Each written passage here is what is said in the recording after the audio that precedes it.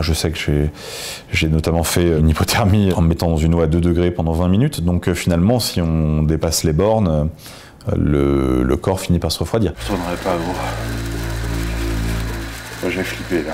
Je suis quintuple champion du monde d'apnée, j'ai 8 records du monde dans différentes disciplines d'apnée, dont les 2 derniers records étaient sous la glace, en distance sous la glace. C'est le film qu'on présente en ce moment, qui a été produit par Almofilm.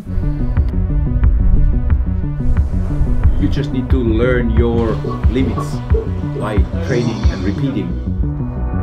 J'ai eu 2-3 frayeurs en apnée, en tout cas. Mon dernier record sous la glace sans combinaison, où il y avait vraiment une véritable inconnue d'un point de vue physiologique et notamment cardiologique. J'étais vraiment dans le doute sur ma capacité à supporter ce que j'allais faire subir à mon corps. Ça pouvait être syncope, mais ça pouvait être aussi arrêt cardiaque, noyade, hypothermie profonde, etc. Ça a été assez flippant pendant longtemps avant le record, jusqu'à ce que j'accepte finalement ça et que je lâche prise.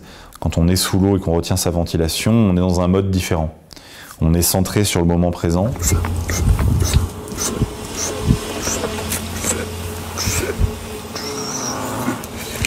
Start it! On est à l'écoute de ses sensations et assez détaché des pensées qui nous parasitent en surface finalement.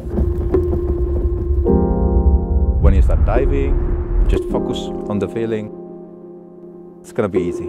Mais personne n'aime se mettre dans l'eau gelée, hein. C'est toujours un peu désagréable. C'est après que ça fait du bien, on se sent bien après.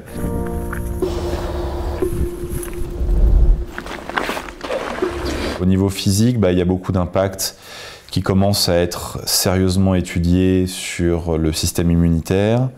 Moi, je les ai ressentis personnellement. Je tombais plus malade, tout simplement, quand je me mettais dans l'eau froide. Du coup, maintenant, moi, c'est une routine que je garde tous les matins, douche froide. Pour commencer la journée, c'est vraiment bien.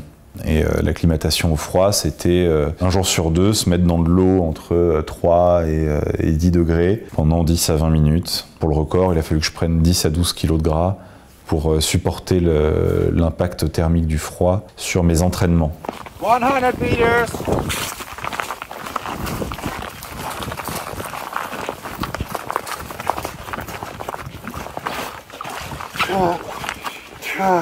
My friend, white card! Bravo! Congratulations!